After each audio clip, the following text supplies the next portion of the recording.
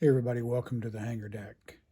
Hey, I was reviewing some of my videos and I realized that I owe you viewers out there an update. And I had done a video on an aircraft that I was going to build, and it was going to be an A6M2 Zero.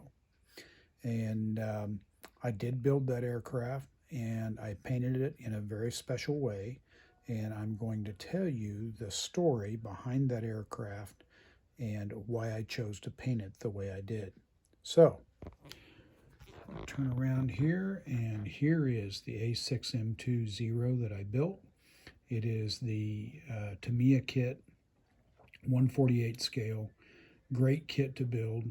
And this aircraft is painted just exactly like the aircraft that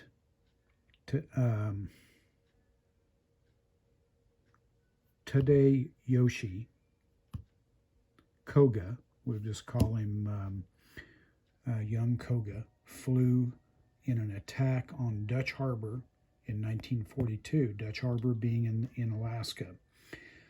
He suffered a severed oil line, and knowing that the aircraft engine was going to seize, he went to a designated landing area to crash land his aircraft. He landed with the gear down because he thought he was landing on a grass field, but instead the field was actually a bog.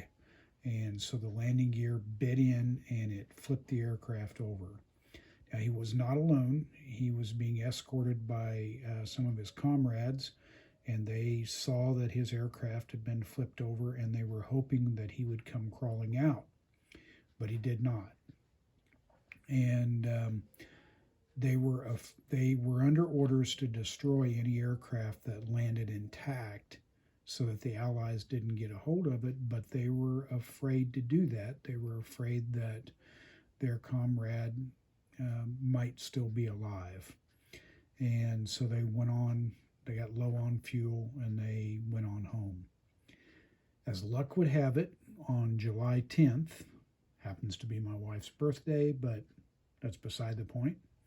On July 10th, a Navy patrol plane happened to look down right at the right time. There was a break in the clouds, and he saw the Japanese Zero upside down in the bog. And he reported us the crash, and a team went in. They recovered Koga's body, and they buried him at the scene. And then later on, he was exhumed and he was buried in another location. He was given full military honors. But for them, more importantly, was the salvage of the aircraft. So they salvaged the Zero and they sent it to San Diego, California, specifically North Island Naval Air Station. Now, this is where the story gets a little bit personal for me. During World War II, my dad was stationed at North Island, and he was a young petty officer in the United States Navy, and he actually saw this very plane. Well, not this one, this is a model, but the Alaskan Zero, we'll call it. He saw it taxi and saw it fly, and so that was kind of neat for me to build this aircraft thinking that my dad had seen it. My dad is no longer with us, so that's kind of sad, but that is sad. Now, let's get back to the Zero. So I decided to do a very special paint job on this Zero. What I decided to do is to paint one half of this Zero as it would have looked the day it attacked Dutch Harbor and subsequently was brought down. The other half is painted the way it would have looked in U.S. Navy hands as it flew for the U.S. Navy. So it is right down the center, as you can see. The paint job is split between the light gray that the Imperial Japanese Navy used early in the war and the that the Navy used later, or it was currently using during the war. Complete with U.S. markings, because of course you wouldn't want to fly a Japanese plane over American territory with the meatball on it. That would be a really good way to get shot down. Further, the propeller is split in half too.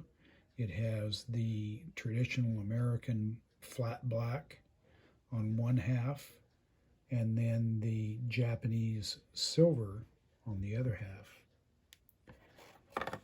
Continues on the bottom. You have the navy gray on the bottom with the Japanese overall light gray. And of course the US markings and the Japanese markings.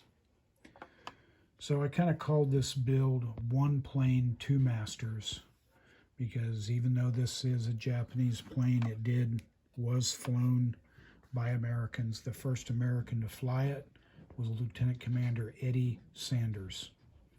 And he became the very first ally, very first American to fly a Japanese aircraft. So that was the build for the A6M2 as it was captured and then later flown by the United States during World War II. I hope you enjoyed this, and like and share.